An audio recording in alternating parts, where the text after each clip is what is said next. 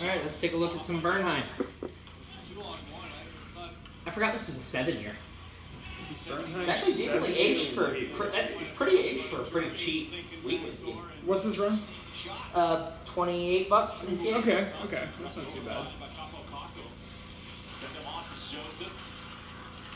A lot of like buttery. Yeah, I'm getting a lot of like a buttery butter. So what they say, buttery toast, pancakes with syrup, and vanilla whipped cream. That's very specific, but yeah, I don't necessarily get the vanilla so much, but I get like the pancake batter. Yeah, I get.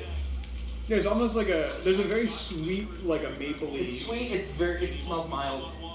It smells very mild. Like it's going to be very smooth. A little bit of. Almost like a birthday cake-ish, like kind of. Yeah, there's a lot of like doughy flavor with a little bit of the sweetness. Yeah, it almost smells like a pastry. Yeah, like it has a very a very neutral, very inviting neutral flavor, but like it doesn't taste like it doesn't smell like it's gonna be it just has like a lot of. And it's not super complex. Yeah, it's just very very much you're getting that pastry-ish. See what it is. Both teams with talented offensive defensemen. Very mild. Very mild. Holy shit. Get a little bit of oak from it aging. I bet you the 7 years is why. It's a little oily, not in a bad way. Yeah. It's like it tastes very like fluid as opposed to having a lot of like texture to it. Yeah, there's a little bit of like a bite on the finish, like not a ton of not like a pepper, but like a right. It's So I wouldn't necessarily know this exact case, but it says that the finish is a lot of like allspice, a little bit of oak, some honey. I definitely get the honey. I definitely get a little bit of charred oak.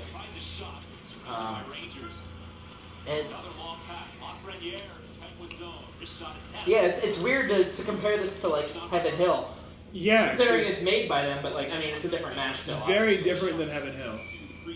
Yeah, I don't know if this is one of those ones where they make this or it's one of the ones they own. I don't know. Let me look. This is 90 proof, isn't it? I think so. Yeah, 90 proof. It's really smooth for it's mild for a 90. It drinks like an 80. So it's very interesting. That's where it comes from. So I wanted to say it reminded me of Maker's Mark. I didn't want to be wrong in that, and I didn't want it to be just me. But they use winter wheat. Okay. And that's a very big Maker's Mark thing. Yeah, absolutely. That explains a lot. And it's made by Heaven Hill, but it's a separate distillery. Okay, so yeah, you and I are both really big wheat people, and I definitely like. I don't know if this is my favorite wheat I've ever had, but it's one of those solid. If you need a cheap wheat, for $28, this is great. And it is worth pointing out that this isn't a bourbon. This is a straight up wheat. Yeah, it's a wheat whiskey. It's not a bourbon, but it's. So it's gonna be a little bit different than a wheated bourbon, where you're gonna get more corn and a little bit more oak, and a little bit more of whatever the other blend, whatever else is in there. But it's. Yeah, Yeah. It's delicious.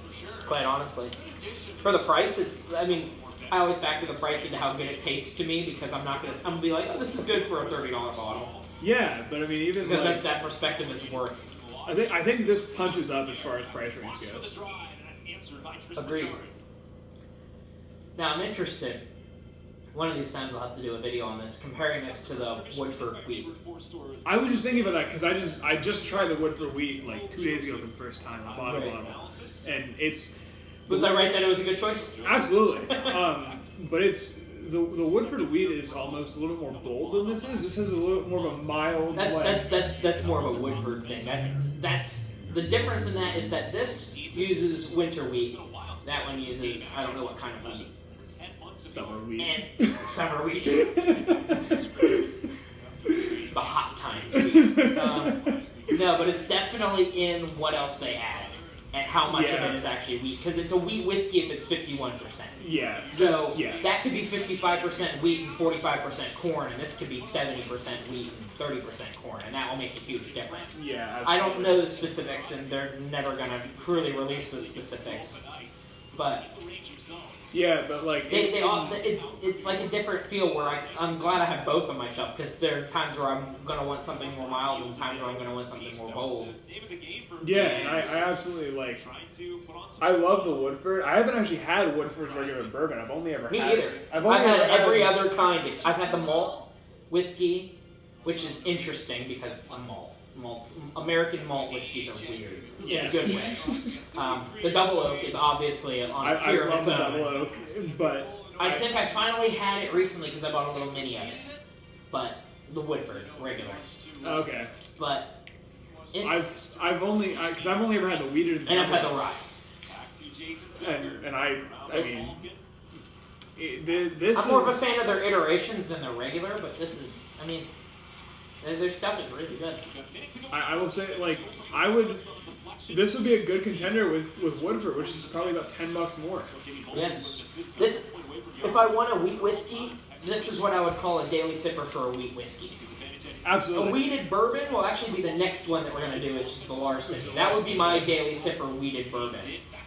Unless you can find Weller. Consistently. Which Weller is great. It's Weller, great, but you can't find it consistently. Yeah. It's at the same price point as these two. That's also worth noting, is that the Bernheim and the Larceny we're about to do in another little video, those are same price point. And you're getting Okay. something just a little bit different. I mean, right now the Larceny is a little cheaper. I think it's on sale for $25, but they're both around $27, $28. So that's worth noting too. That I call them both daily sippers for different reasons.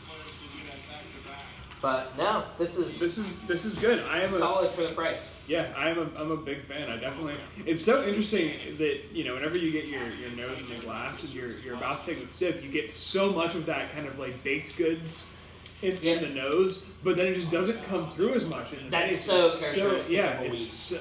It's so much in the nose, and then in the palate you get the hints of it.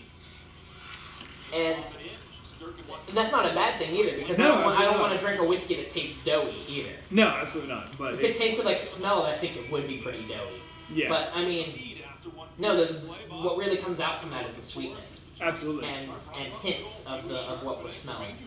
No, this is. Yeah, I've wanted to try it for a while. I'm glad I had bought it. When I For did. sure, for sure. Yeah. Very nice deflection for Brian Not bad. Rice at 10:29. The Penguins with the one.